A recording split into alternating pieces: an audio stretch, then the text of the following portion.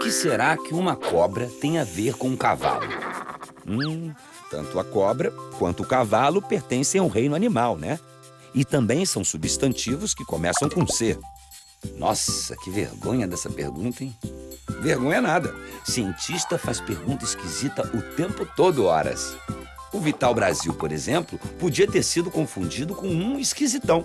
Isso só porque ele gostava de cobras, aranhas, escorpiões, toda sorte de bichos peçonhentos.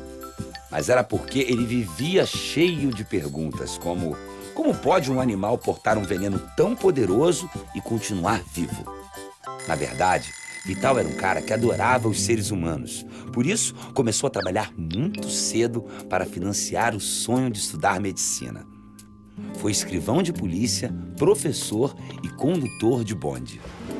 Em 1891, ele se torna médico. Logo depois de formado, ele se juntou a um grupo de cientistas corajosos que estavam em uma cruzada contra as epidemias que acometiam as cidades daquela época. Alguns anos depois, Vital Brasil decide se mudar para São Paulo, onde começa a produzir em escala o soro antipestoso, ou seja, antipeste bubônica. Assim, foi criado o Instituto Butantan.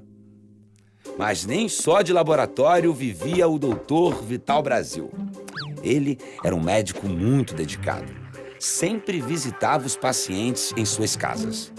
Era tão querido que um paciente italiano escreveu na porta de sua vendinha: Avenida Vital Brasil.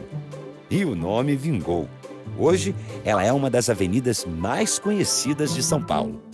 Em suas consultas, ele atendia a muitos casos de picadas de cobra. A jararaca e a cascavel eram consideradas as serpentes mais letais. Só em São Paulo, morriam 5.000 pessoas por ano por causa disso.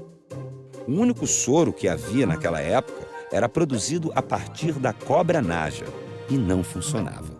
Dr. Vital, então, faz o que todo cientista faz quando encontra um desafio. Volta para o laboratório. Nos testes, ele percebeu que o ser humano tem um mecanismo imunológico que responde de forma diferente a diferentes tipos de toxinas ou venenos. A resposta era desenvolver soros diferentes para venenos diferentes. Tá, isso é muito legal. Mas e agora? O que o cavalo tem em comum com a cobra? É que Vital Brasil abrasileirou, quer dizer, aprimorou o processo de produção do soro antiofídico para que funcionasse contra picadas de cobras daqui. E os cavalos têm participação especial nisso. Funciona assim. Primeiro, encontra-se a bendita cobra e tira-se o veneno dela. E aí vem a grande sacada do nosso cientista: utilizar cavalos. Os cavalos têm maior resistência e desenvolvem mais anticorpos que combatem o veneno. Mas pode ficar tranquilo, eles ficam super bem. Muitos dias depois, um pouco de sangue é retirado do cavalo. Apenas o plasma, parte do sangue onde ficam os anticorpos, é usado na produção do soro. Além de cientista, Vital Brasil se preocupava muito com o desenvolvimento social. Ele criou uma das primeiras escolas que ensinava crianças e adultos a ler e a escrever. E formou uma família grande. Casou-se 2 vezes e teve 18 filhos. Mas sua preocupação se estendia não só para a família Brasil, mas para todo o país. Sabendo a importância de seu trabalho para a humanidade, Vital Brasil doou a patente do soro para o governo brasileiro.